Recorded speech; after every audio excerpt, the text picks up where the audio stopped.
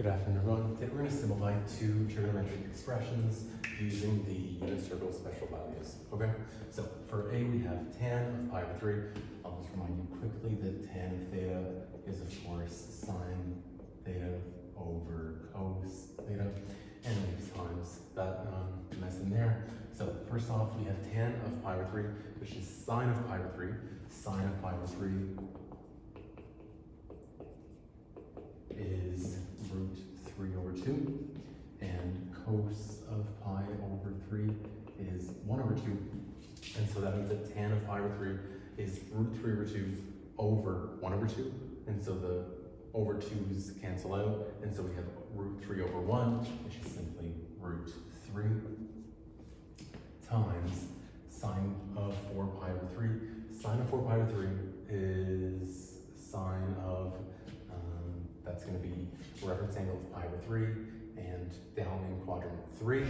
So we're going to have a sine of negative root 3 over 2, negative root 3 over 2, and we have this all squared minus cos of 11 pi over 6.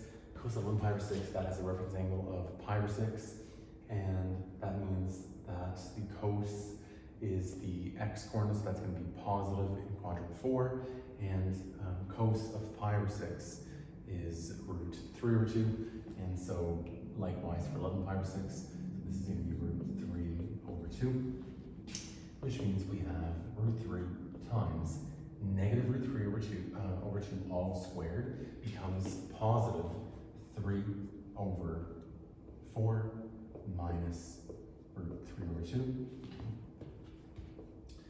And now, we have a few different options. Let's get a common denominator and subtract these fractions over a common denominator. And so we'll have root 3 times, do this, times 2 times 2. And so we'll have 3 minus 2 root 3 all over 4. And to finish this off, let's multiply the root 3 by each term in our numerator. And so we'll have 3 root 3 minus 2 times root 3 times root 3. Root 3 times root 3 is just going to be 3, and so we'll have 2 times 3, meaning minus 6, and all of that over our common denominator of 4. There we go. This is our simplified expression. For B, we have 4 sine squared of 2 pi over 3. Sine of 2 pi over 3 is going to have a reference angle of 2 pi over 3, that's at 120 degrees, so that's a reference angle of 60, so that's 4 times sine of 2 pi over 3 is going to be the exact same as sine of pi over 3, right? So that is going to be, and it's sine, so that's the y coordinates, that's positive, so that'll be again root 3 over 2, and it's sine squared of 2 pi over 3, so we're going to square that value, minus tan of pi over 6. I'll remind you, sine of pi over 6 is 1/2. Cos of pi over 6 is root 3 over 2.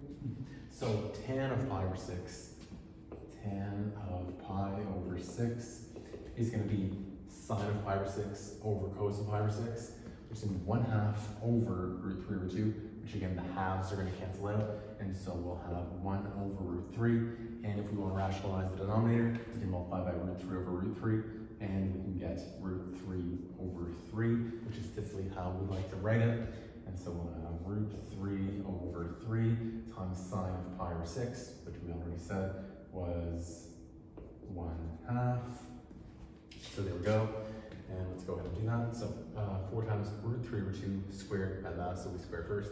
So I have 3 over 4, so 4 times 3 over 4, minus, that's simply root 3 over 6.